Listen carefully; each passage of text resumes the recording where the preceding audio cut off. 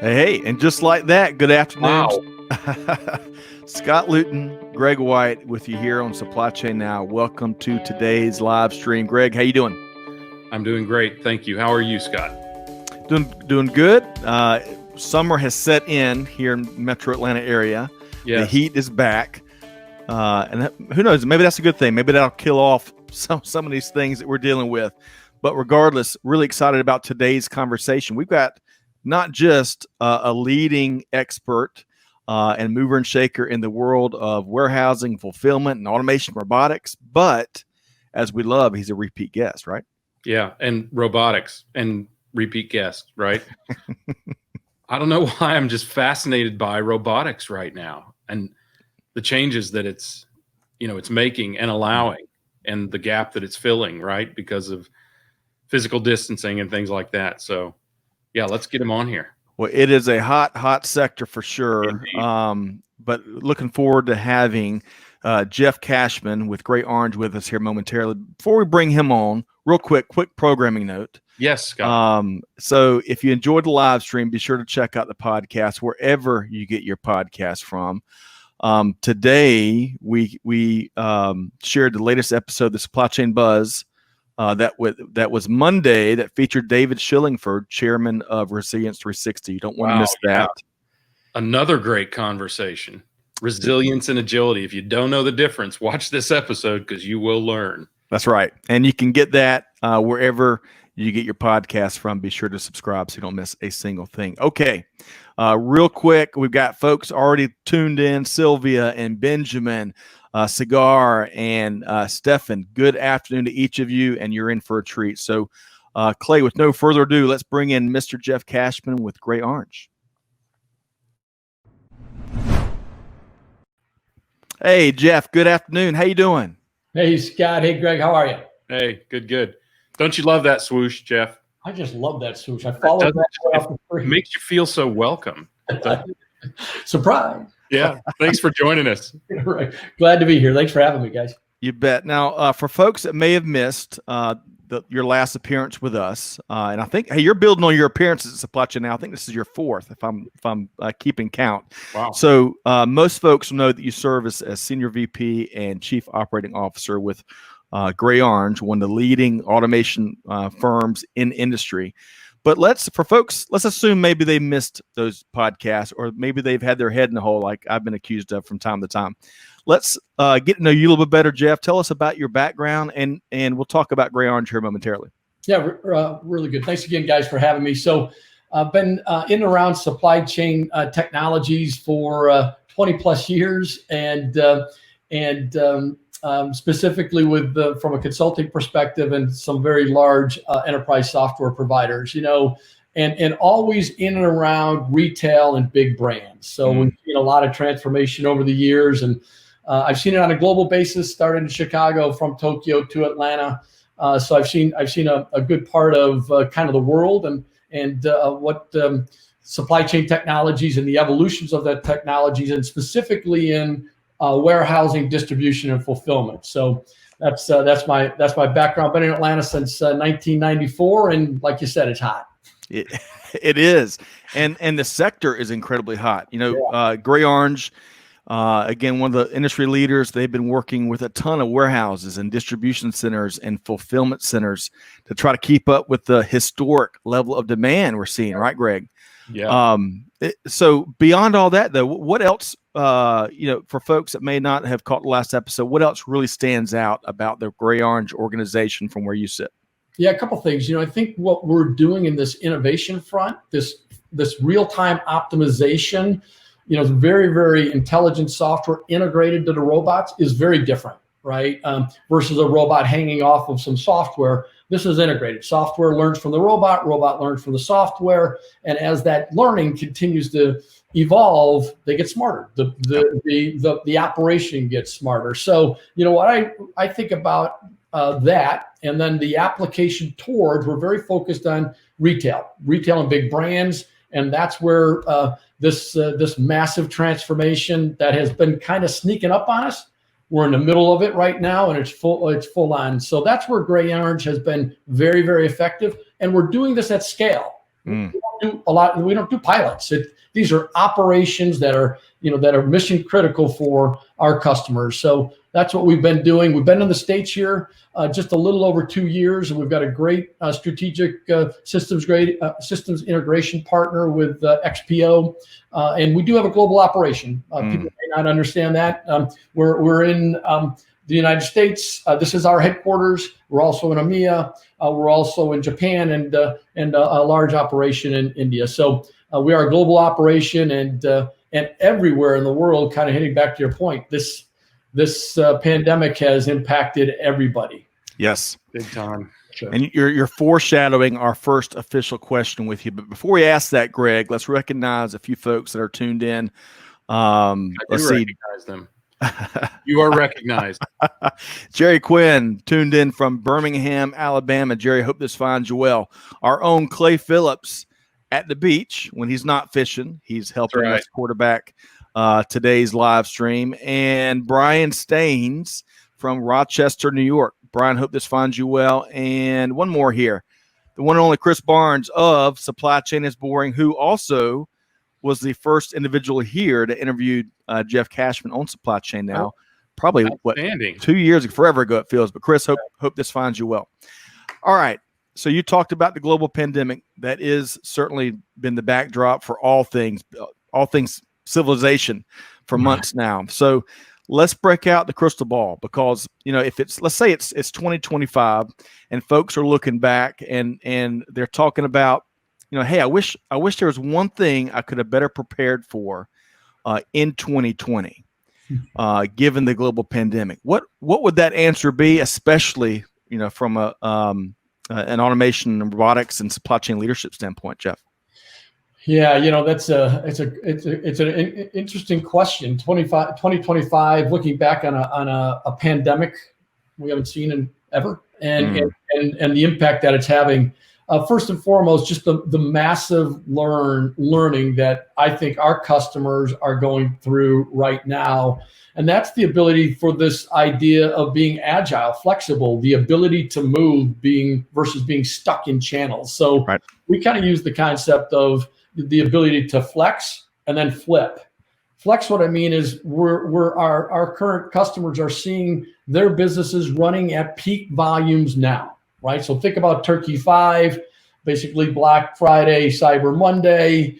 And now our customers have been running at peak for the last 3 months, right?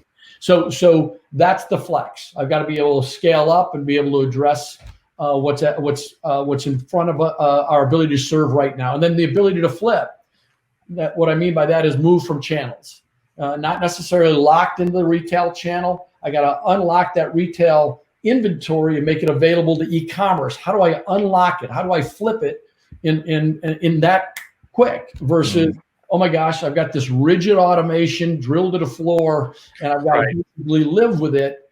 And that's where I think a lot of the if I'm sitting in 2025, they're sitting in 2025. I need to build into my distribution network that ability to flex and flip very, very quickly based on the dynamics of my customer. Because at the end of the day, that customer is truly driving this massive transformation.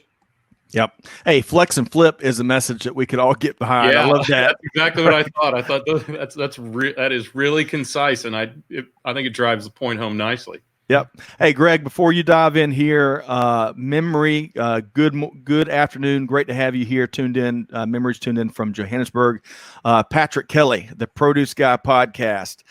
Good stuff there. Patrick, great to have you. And Daniela, greetings to you. Thanks for joining us on LinkedIn. And one more, Syed. Syed is based in Pakistan.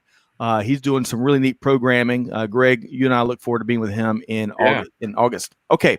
Brain, right? We're going to be on a show with him, right? That's right. August 14th. So back to flex and flip. Greg, I know that speaks to you too. Well, I mean, you're addressing the next question I have. We've said this so many times. Pivot. Necessity is the mother of invention. All of these things that have been forced on us because of these challenging times. So what I'd like to understand is what are you seeing in terms of fulfillment and supply chain? I know we're seeing a lot, but Right. I'd like to understand from your perspective what you all are seeing and how the companies you're engaging with are responding. Yeah. So a couple different things. One is kind of, okay, what's happening within my network, and what can I do within my network, my current kind of infrastructure from a DC fulfillment center, even forward fulfillment centers. What can I do with that infrastructure to allow them to be more nimble, right? It doesn't have to be a big piece of automation replacement.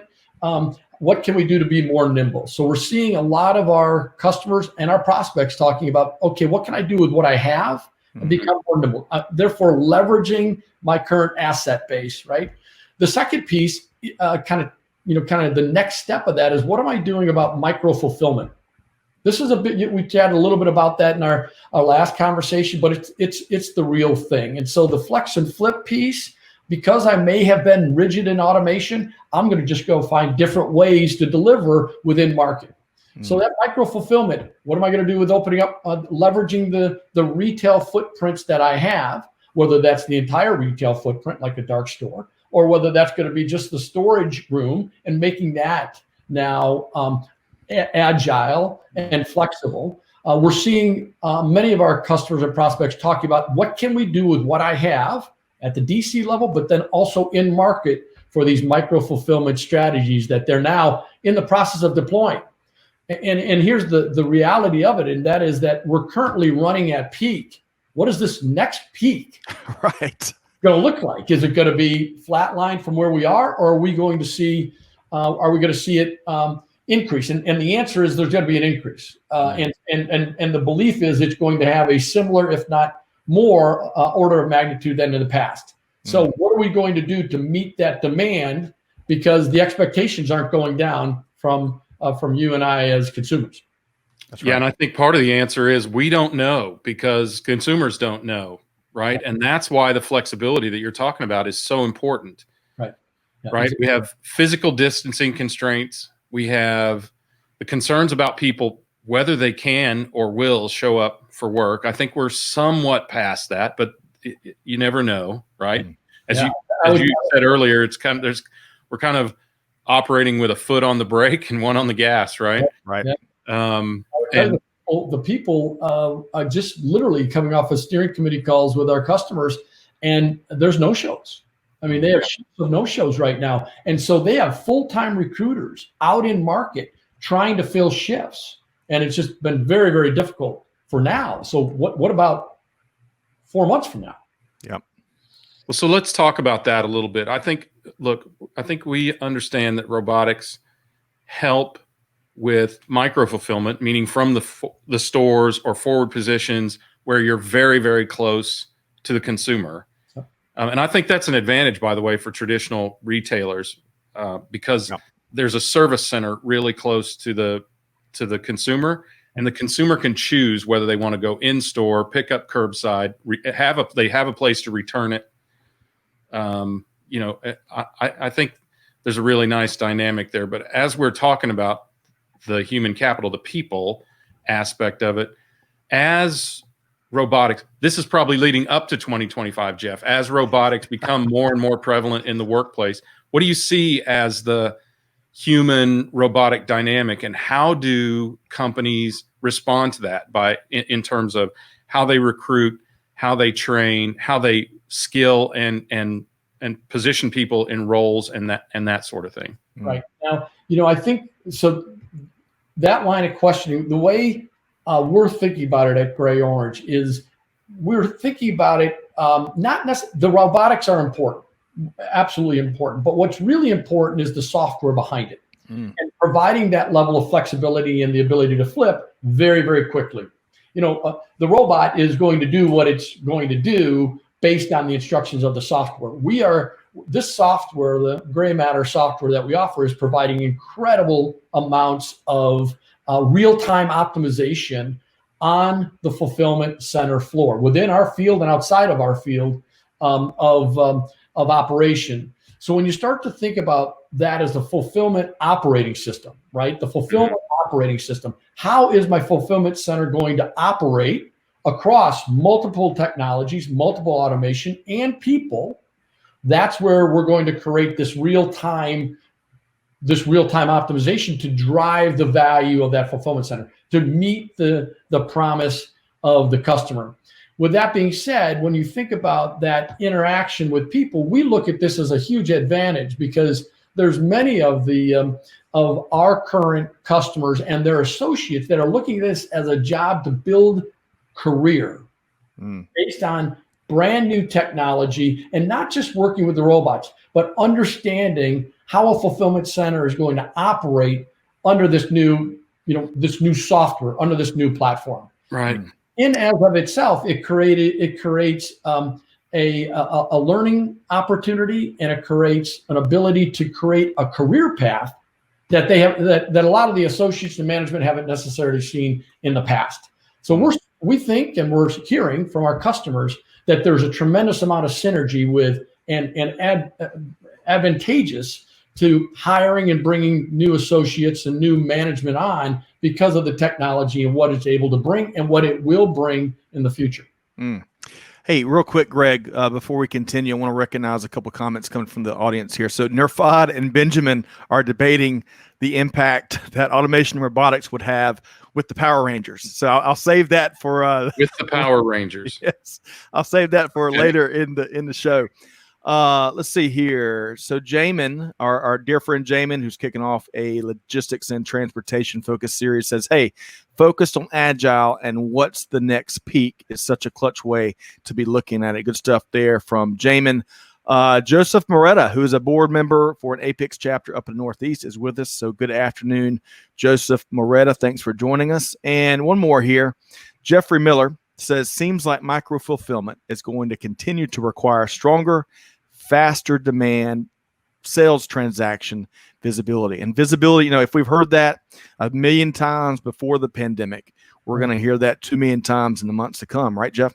Right. Yeah, I think visibility, and it's a great point. The lack of visibility, and then the ability and the lack of predictability. Right. Yep. Okay, I see it, but what am I going to do about it? And what is the level of confidence that I have to actually do that? Right.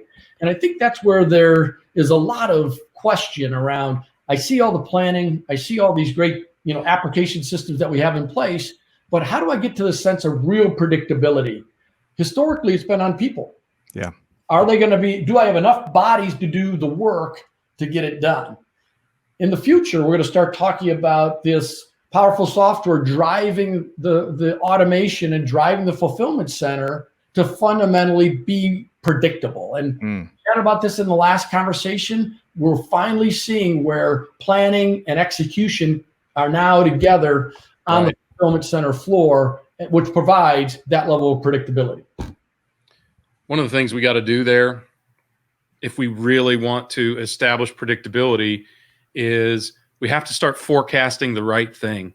In supply chain, we so often talk about items and how this item is trending, or what this item is doing, or this item's seasonality. And the truth is, we're not predicting items at all.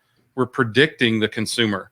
And finally, there is enough data available to help us to do that, or at least to blend the two techniques. Yep. So that when we can actually predict what the consumer is doing, that's when we can create the responsiveness, the agility, and the resilience that delivers what they're after. Yeah. So that's going to be a key shift, Jeff, as you all integrate more and more with planning systems, is to help. The systems have to help feed one another more and more data about the consumers. Well, let's just take that as a great example, and I'm going to move to the fulfillment center floor. So now I'm hitting demand. So orders are dropping to the floor. We're now starting to see the demand, the affinity for a SKU. We call this slotting. Yeah. The affinity for a SKU, but we're doing that in real time, right? So the affinity for the SKU, we're doing it on the execution platform, and then to your point, right, the ability to take that data, and this is what actually happened, and push that right back up to the planning systems to take real data, real actual demand versus a plan. Yeah. Well, and I think our responsibility.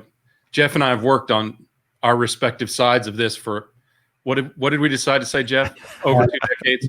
2 decades is the top we could talk about, but I think imagine what I imagine the world being able to do before 2025, but hopefully by 2025, is to realize that affinity, that pattern that's being recognized in the warehouse, is because Kim Kardashian tweeted about this product, and instead of us going, that product is trending, we go, Kim Kardashian is having an influence on these consumers, and then we start to watch for what she talks about next, and then we provide preemptive signals to the distribution center to be able to reconfigure to account for that demand.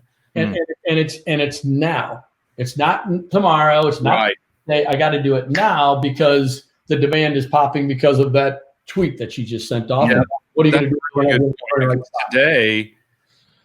Well, I'm glad Corinne Bursa is sounding off, because I'd love to hear what she says about this, because today there's a hurdle between execution and planning, and that's the ERP, because we both get our data from that. And what we need to be able to do is wire those systems together in real time and not have to wait from word from on high, right? But to be able to respond to what's happening intraday. Yes.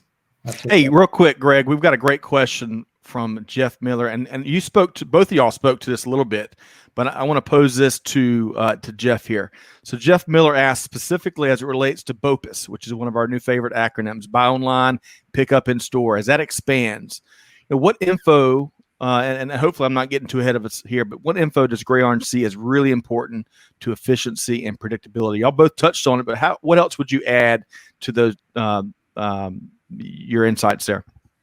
Well, a couple of things. One is, as we start to see the order demand start coming in, and now we happen to be in a micro fulfillment center, I think is what we're talking about here. Now we're starting to see it by a region, right? We're starting to see it by some zone, and within that zone, we're able now to start to drive the affinity. And what I mean by affinity is basically, where's that inventory and my ability to pick it, right, in our world, right? And so what we do is when we start to move the inventory around, because the inventory is always in motion.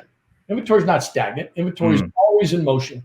And as the inventory is moving around, it may be in different locations, but over time it gets close to each other. So that I'm going to pick this shirt, and I'm going to pick this pair of slacks, and we start to see the affinity for the shirt and the slacks. They're going to be very, very close to each other. So I don't have to pick and wait. It's going to be pick and move. Right. So that's efficiency, right? If you take a step back and you say, okay, outside of that particular field, let's think about how we're going to replenish to the field. So I start thinking about deep storage down or inbound cross dock. What does that start to look like? We all start to look at the entire fulfillment center based on that inventory affinity, and where should that inventory go as it comes in the door, or as it's coming down from the deep storage down into the pick area, whether it's ours or whether it's another piece of automation.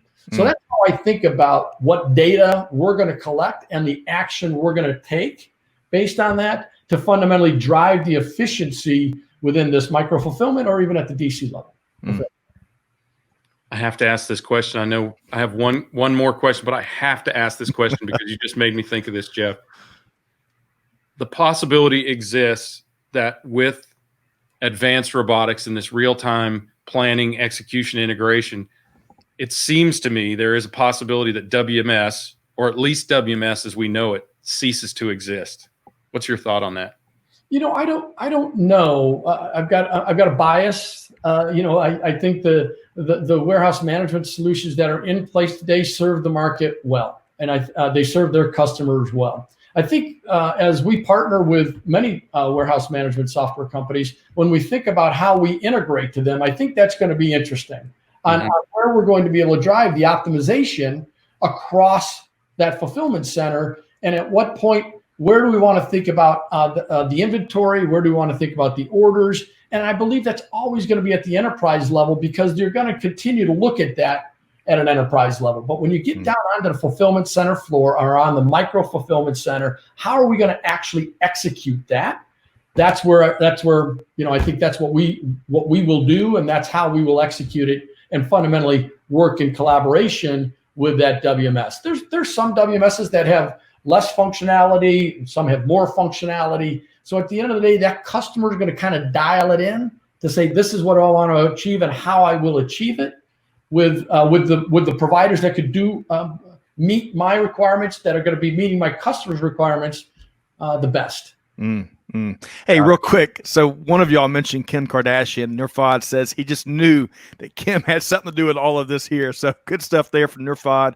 Chris Barnes really liked your inventory analogy as it relates to the airplane. And Jamin again says, hey, this is a fascinating conversation. Super point about social media influencer tracking and data. I just keep thinking about real-time data and 3D printing opportunities. Good stuff there from Jamin. Okay, so Greg, I think we're going to take we've kind of looked ahead, and now I think we're going to kind of look in the rearview mirror, right?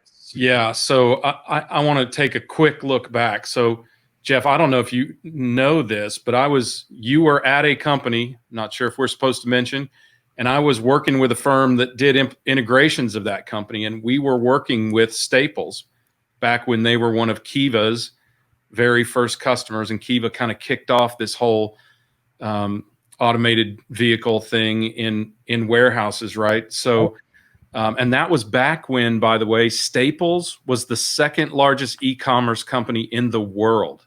My, how times have changed, right? Right.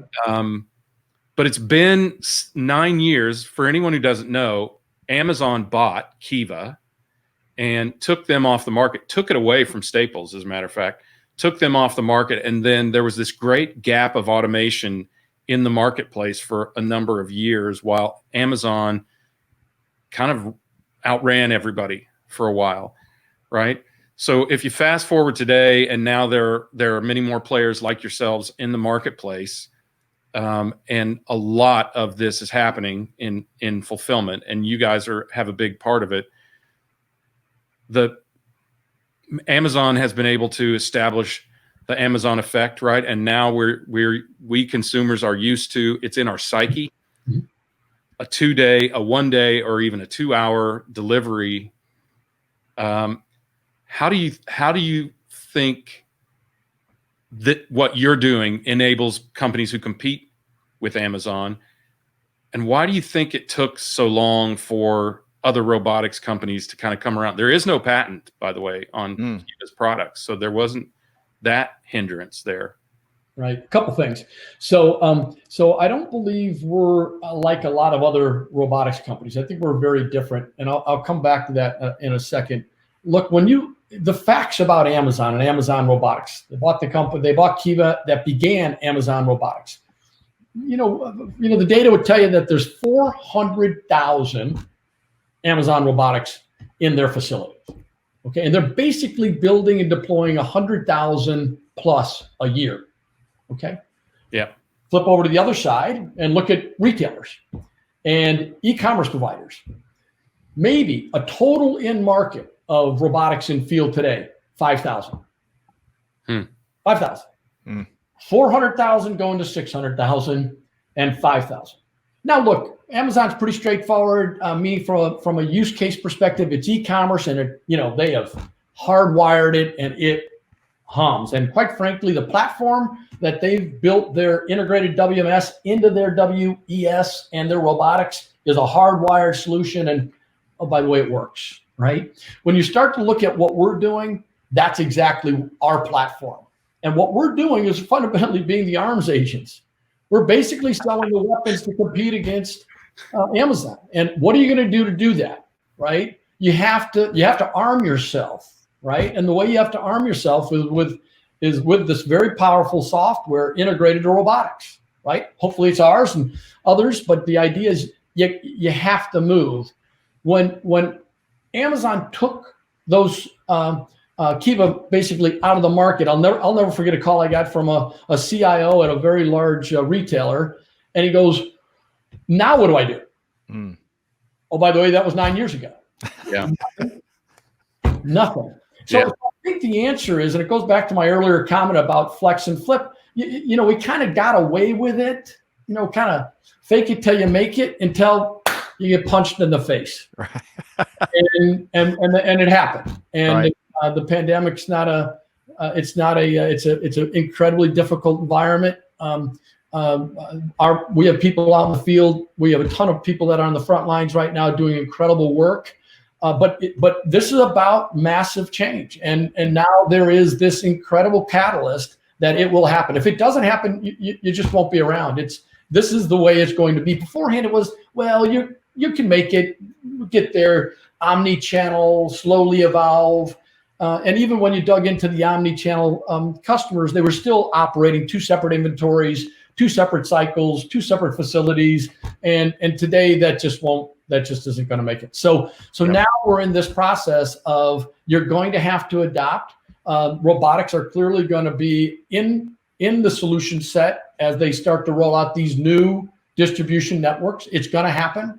And with that, these customers, these prospects have to think about it in a way that they're going to be able to think about the fulfillment center as an entity or the fulfillment node as an entity, whether that's a center or whether that's a micro fulfillment point. The reality is you've got to think about these nodes as the ability of how we're going to be able to truly drive that automation, truly drive the expectations of the consumers, because it's not going back. I was on a call yesterday speaking to somebody. They're now referring to, because there's a sense of people are going to start leaving the urban environments and moving out, but you've got these 18-hour cities. Right. It's not a day. It's not 2 days. I got to make it, how am I going to get there in 18 hours? Right. So there's this whole concept of not only where we were kind of the distribution network was focusing on, let's get closer and closer to urban environments. Now we're starting to pivot back out or move back out into some more rural environments. How are we going to meet the same demand in a less concentrated area? Yep.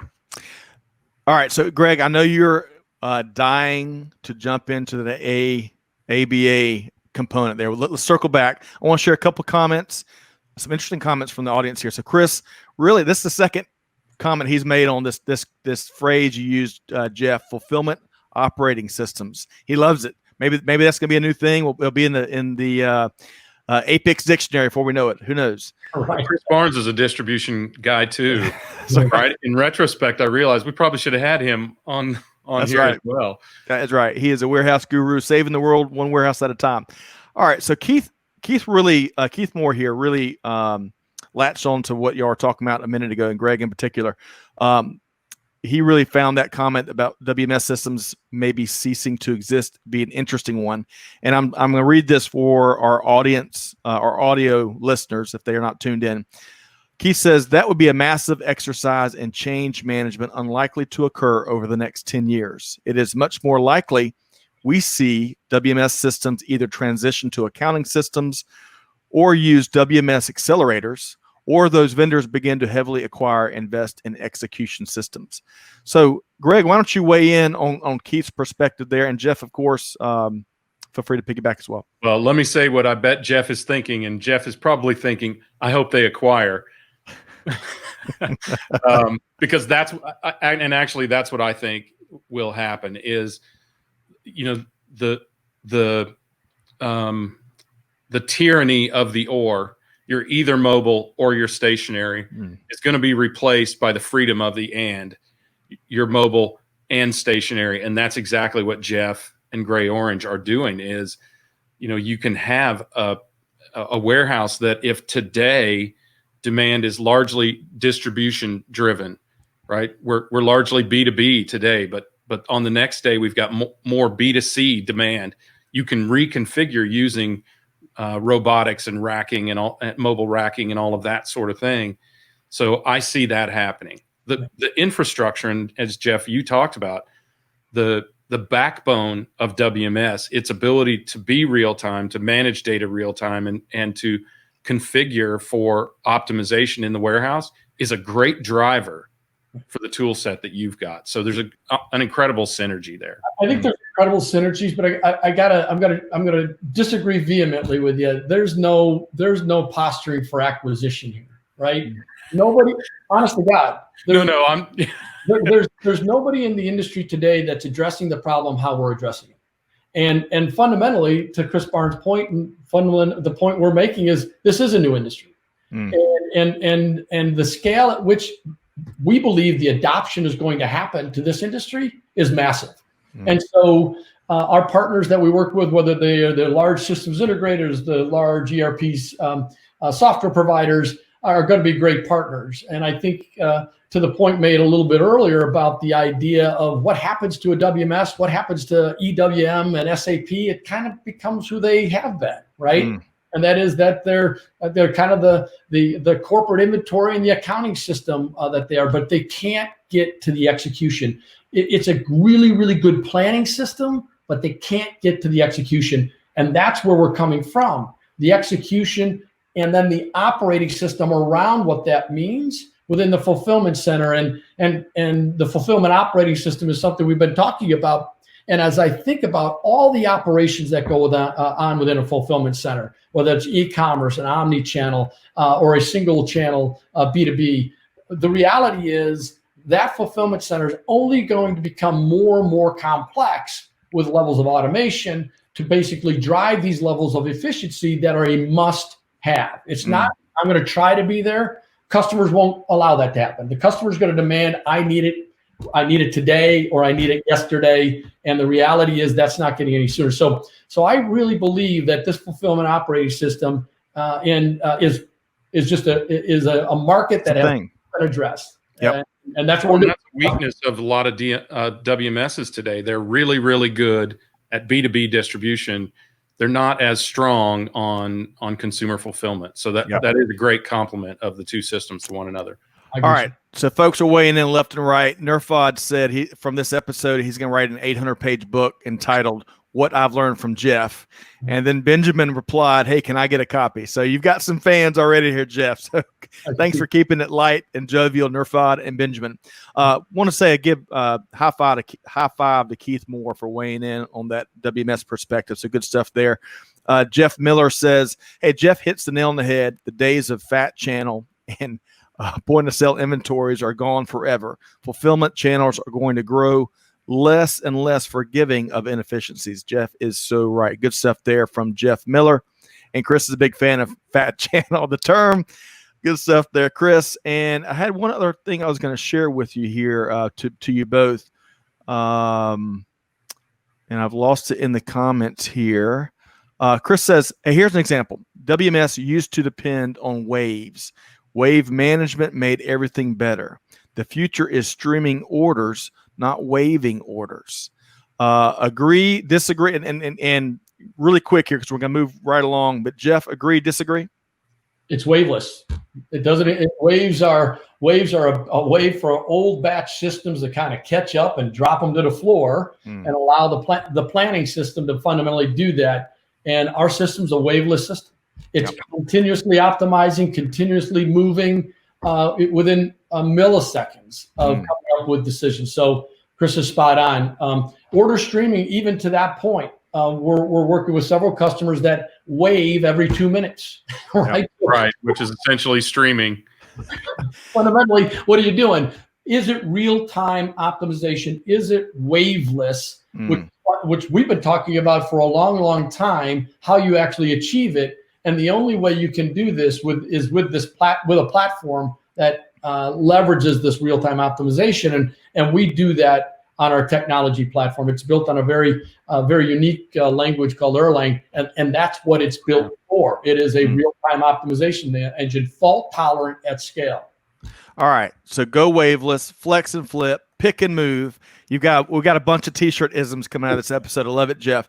Hey, so you're talking about modernizing, and I want to get you to weigh in on how modernizing fulfillment is impacting how we measure success. But before we do that, Benjamin asked a great question, and I'm going to pose this to you. And if there's nothing you can speak to, Jeff, we can take it offline. But Benjamin asked, hey, what have been the most common barriers for execution that you have seen with clients moving toward micro? Yeah, the barriers to execution is can they get the inventory there? It's about the inventory. Can I get the inventory there? And technology. How am I going to get the orders there? How am I going to get the orders there? It's pretty simple. It's an integration problem, right? So you'd think this is pretty straightforward, but when you kind of dig back into the systems of many of our customers, the application stack, It's actually a fairly antiquated application stack. And therefore, how do I actually get those orders down to that particular micro fulfillment center? So I would tell you it's technology and the integration piece and parts of it. And then secondly, the idea of actually how I'm actually going to get the inventory there, because they're coming out of fulfillment centers, and how am I going to get them down to that micro center? That's probably easier to solve than number one. I love it. Great question, Benjamin. Great question. Kevin Bell is on the live stream. Kevin, hope this finds you well. A great attorney that's doing a lot of business helping companies revet their global supply chains here in recent months. So, Kevin, hope this finds you well. Okay, taking a breath. What's that, Greg? Another T-shirtism from Kevin Bell. Yes, go ahead and share it. Take advantage of an opportunity without being opportunistic. Right. So true. All right. So we're talking about, in many ways, modernizing fulfillment. So two questions for you, two-part question. First off, how does that help, or how do you see that changing how we measure success, especially as it relates, second part here, to some of the traditional ways we track performance in fulfillment centers? Yeah, I think, first and foremost, it's going to be about revenue and customers, the NPS scores of how my customers see me, us, the brand. How do we do what we said we were going to do? How do we keep the promise we said we were going to keep? Right? How do we do it? And how well are we doing? The core driver behind that's revenue, right? How are we going to see and start measuring revenue? Right. So we see what's happened in retail and fundamentally the acceptance of that. But when you get into this new world, the conversion factor of you actually met the promise you said, I therefore going to order from you again, create that loyalty, create that long-term customer because you did what you said you were going to do. And that means you're meeting or exceeding my expectations as a consumer. And in this instance is how I got it and when I got it, right? In the right condition, and was it at the right time or before, right? So I think that's a revenue and kind of an NPS score of how consumers are viewing us as a brand.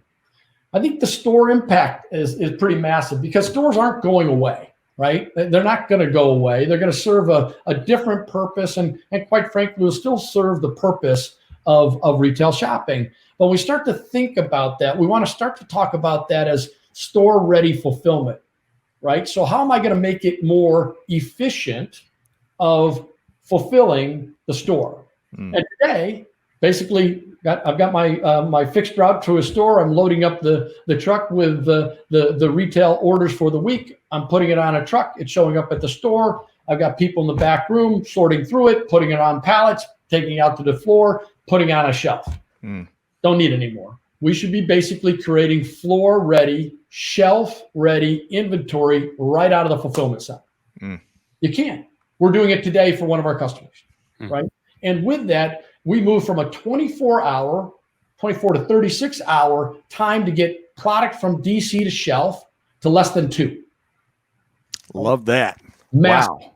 It's massive, right? Yes. And so, and as I brought this up to some of the prospects I've talked to, some of the long-term customers that have known chief supply chain officers, this is a little bit of a barrier. Oh, they go, we got to go talk to the stores guy about that. Right. What? So anyways, that's going to get broken down. That's just is, they all see it. Now, how do you go solve that particular problem? The problem's solved. How do you go implement it and actually drive that significant benefit? So that's another KPI. How efficient are we being for our customer, the store, therefore driving value that way? And then the last piece is that consumer piece, I think, around NPS, how the consumer thinks about us, and really, when did it arrive at my doorstep, and truly create that, met the promise that we made to them. All right, NPS, you got it. Just in a quick nutshell for folks that may be newer to industry, don't know what NPS is. Explain what Net Promoter Score real quick it would be.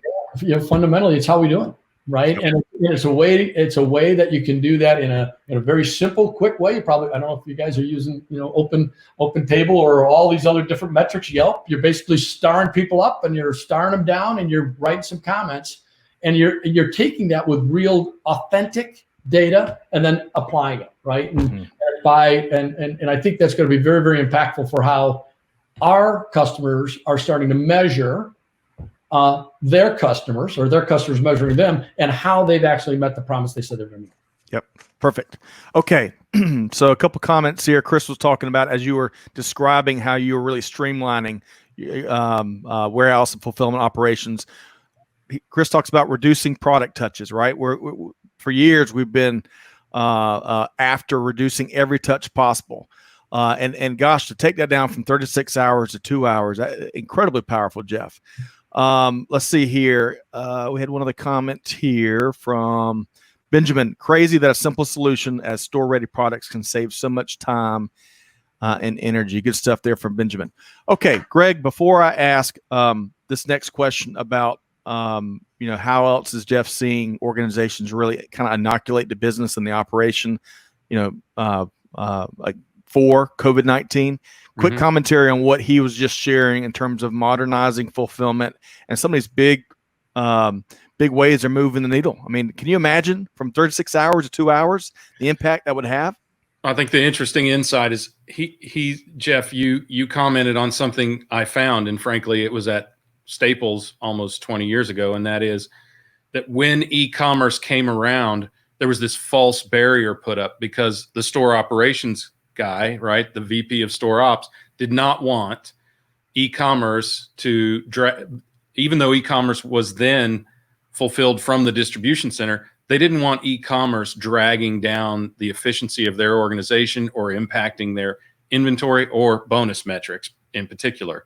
So a lot of traditional retailers have this false wall between e-com and store operations, where we should be looking at them as the same fulfillment center for however the customer wants to buy. It's not e-commerce, it's just commerce. Mm-hmm. And the store is a fulfillment center regardless of whether the customer wants to come in or have it delivered or pick it up on the curb. That's right. Right. So that will have to change. And as you said, Jeff, that false wall is going to come slamming to the ground very shortly in a lot of these retailers. I like what you just shared there, Greg, because we've been putting this E in front of commerce for so long because it was so different. But as it continues to grow, that's going to be life as we know it. That's commerce. What a great point. All right. So I want to ask, as we start to wrap up here, Jeff, there's so many different ways. We're going to have you back for another couple hours. But what else is out there? What else are you seeing organizations or leadership do to really, inoculate their business, their operations, their workforce against the impacts of COVID-19 and this environment that's not going anywhere? Yeah, I think there's this reality of this is the new normal. We talked a little bit about new normals coming out of 08, 09 recession, and it's going to be a new normal. And we kind of went back to where we were. This is generationally impactful, right? Not only were my daughters already pushing us to e-commerce, but now I'm shopping on e-commerce. I mean, we've got older folks that have now adopted that way. That's happening. So the reality is it's happened, right? And I don't believe there's no going back, right? And why? Why would the consumer give up that conveniences they've gained? Yeah, the convenience and by the way, others that are meeting the promise that they've made. So they order from Amazon for a reason. They get what they want when they want it, right? So how are these other retailers going to basically arm themselves to do the same or better, right? And therefore create that promise that they have to happen. And so I think that's not going back. So what's happened, and I think with the chief supply chain officers are now starting to get their legs underneath them. And they were talking about, in our last conversation, we chatted about these next distribution networks. They were going to roll out in the next 5-7 years. Right. That's now 3 to 5. 3 to 5. And we've got to go to basically implement that. Now, what does that mean? We've got to think out of the box. It doesn't mean, okay, let's go find another location. Let's go build another facility. That'll be 3 years before it's up and running and truly driving the value that we need. We're going to have to move more quickly. How do I leverage the assets that I have? We talked about that earlier. What are the assets? They're inventory nodes, whether that be a fulfillment center that I have. How do I convert that from a retail facility to an e-commerce or an omni-channel facility, right? How do we think about that as a building versus a channel, right? And I think that's really, really important, and that's happening. So the distribution, how they're changing, is clearly underway. I think the way they want to procure, and this is kind of a question for us in the industry, is how do you want to procure is also starting to, have conversations. Going through the large capital budgeting process, the release of capital, getting that out onto the, getting that now go through the acquisition process. It has to be quicker. We can't be locked up in long-term procurement efforts, because that's only slowing us down from achieving the objective that we have to achieve. So I think there's a sense of urgency and purpose about how can we do this in a different way, maybe a subscription model. Right. It's a different of a hybrid versus some capital, but the reality is, don't slow me down. Right.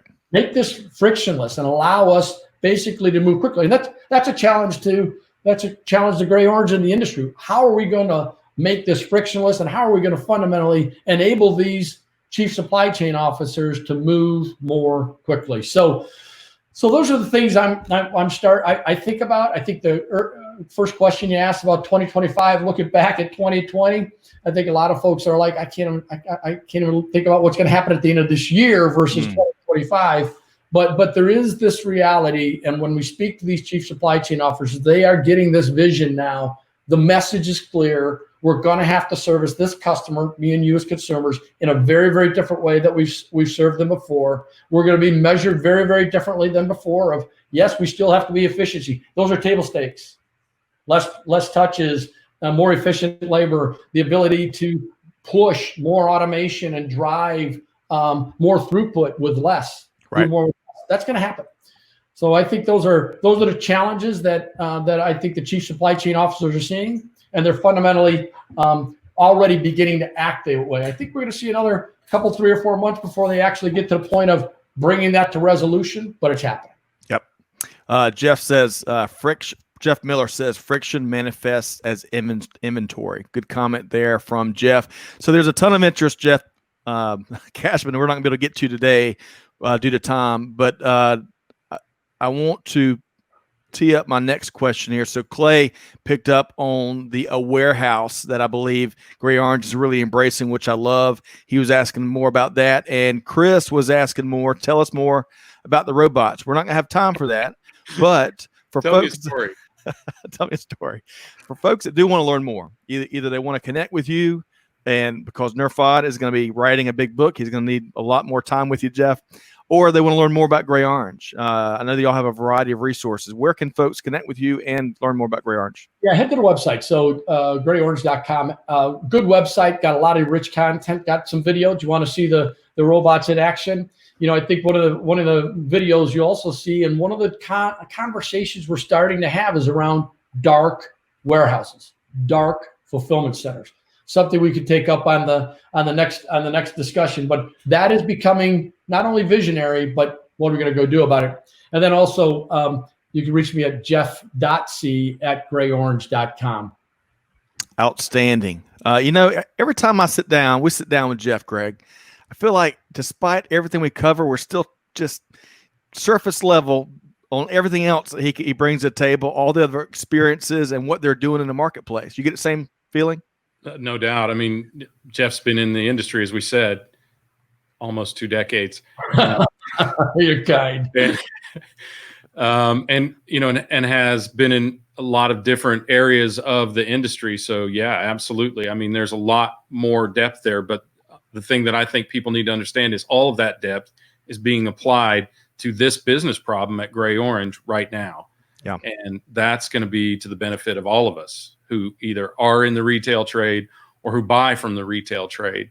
So yeah, I'm glad, frankly, that you're on our side, Jeff. That's right. Hey, here's a quick challenge to the audience. I love what we were taught, what Jeff was talking earlier about, these new customer expectations, which are really new ways of organizations finding ways to use technology and other means to serve the customer better.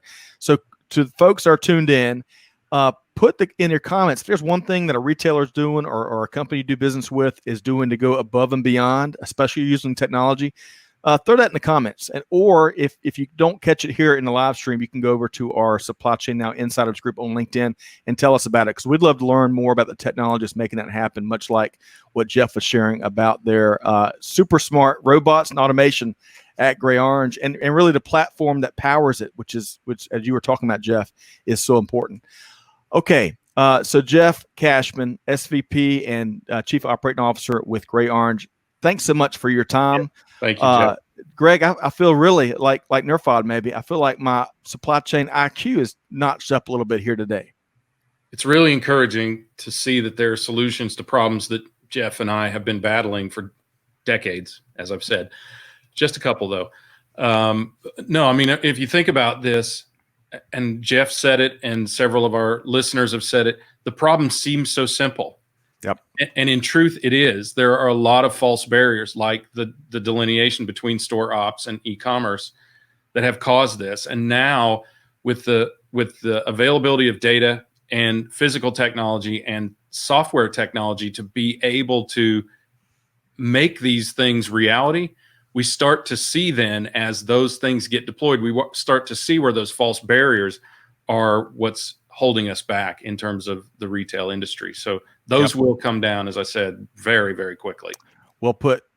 Jeff Cashman, your last thought, and then we're going to sign off. It's always a pleasure to speak with you guys. I wish I could take a lot of credit for all this brainiac stuff. The reality is I've worked with some really, really smart people and worked with some great customers that have taught me a lot about it. And quite frankly, we're bringing an answer to the marketplace right now it's a must-have. Yep, agreed. You're right. Jeff Cashman with GreyOrange, thanks so much for joining us here today, and we're going to see you next month in one of the next offerings. So thanks so much, Jeff. See you guys. Thanks so much. All right. Take care, Jeff. See you. Bye. Wow. I mean, every time, just when I think I've heard he brings something new, and I guess I feel like I've got so many blind spots, Greg. I don't know. Every time I sit down with Jeff, I had to compete against that guy for like 15 years, and I got my ass kicked a lot. I mean, actually, very friendly competition. We learned that we pretty much only talked at Christmas, at his Christmas party, and not much more than that. But incredibly talented guy. And as he said, he's worked with some of the best in the industry at his previous companies. And there's a lot of good things going on at GreyOrange, right? And as he said, there is no other answer. Yep. Right. Robotics has to come. When you compile the greatest generational transformation or transition in the history of the planet, right? The inevitability now of population decline and now physical spacing and potential health issues, there is no other option. Right. We have to do it. And we will continue to elevate and enhance work satisfaction for human beings by doing so. Yep. Well put. Hey, really enjoyed this episode. Really enjoy Jeff's perspective, but also equally enjoyed all the comments and questions and perspective that our audience brought today. Yeah. That's makes it really rewarding. As you know, Greg and I host the show, so everyone won today. I want to share a couple things before we sign off, Greg, because we'd love to have that same level of engagement and participation and questions and perspective at a couple of our next events we've got coming up. So this Friday, Greg, we're partnering with U.S. Bank, featuring Bobby Holland and Trent Zuberi with Kraft Heinz. We're going to be talking about the second quarter freight payment index, Greg, and that is this Friday at 2 p.m. Eastern time, right? Yeah, this is live. This is July live for us this week. That will be our fourth live stream this week, and U.S. Bank always brings it. The analysis that Bobby does of the data that they gain from processing, I think it's something like $29.8 billion worth of freight transactions every year. The insights that he can provide us from looking at that data over the course of a quarter is really impressive. And I frankly am looking forward to this one because the last one was a bit of a downer. Right. I believe that we're starting to see transportation and the economy come back, and I'm hopeful that the data confirms that. So, and just to clarify, you're talking about the indices we saw, not the perspective that we enjoyed from Bobby Holland, who always brings it. the data, yeah. Yes, the data. So tune in 2 p.m. Eastern Daylight Time across all the typical live stream channels. We'd love for you to bring your questions and bring your observations, especially if you ship stuff. And then secondly, we've got a new webinar teed up August 19th. We got Rod Shurkin, Kelly Barner coming back, talking about really a subject matter that's getting a ton of talk, right? Planning for post COVID-19 global supply chain management. However, you're going to get some unique takes, unique perspective, and unique insights from Kelly and Rod, who've been there and done it, especially from a procurement standpoint, which is one of the things that Jeff was talking about, the need to move fast across the board, but including in procurement. So August 19th, you can sign up for that and really check out any of our other programs, live streams, podcasts at supplychainnowradio.com. All right, Greg, before we sign off, your final word. I'm not kidding. The next time we talk to somebody about warehouse or robotics, we need to have Chris Barnes on camera. I mean, the discussion that he has prompted here is amazing. Retail is changing. Finally, some of what we're doing now and we consider new, I worked for companies that did it let's just say more than 2 decades ago. So it has been done. It hasn't been done in an automation and in an automated way and in real time. And that's a critical thing that Jeff was talking about today, is the real time capability. So no longer will companies be, and Keith Moore alluded to this, no longer will companies be constrained by the accounting system or the ERP that can only batch data. Yep. Real-time data will be driving real-time decisions in real time really, really soon. I love that, Greg. Always ready for a quotable quote. On that note, hopefully to our audience, you enjoyed it as much as we did. What a great conversation. I learned so much, 20 pages of notes over here. But with all that said, best wishes to our audience. Hey, the same challenge we challenge ourselves. We wrap up the show. Hey, do good, give forward, and be the change that's needed. And on that note, we'll see you next time here on Supply Chain Now. Thanks, everybody.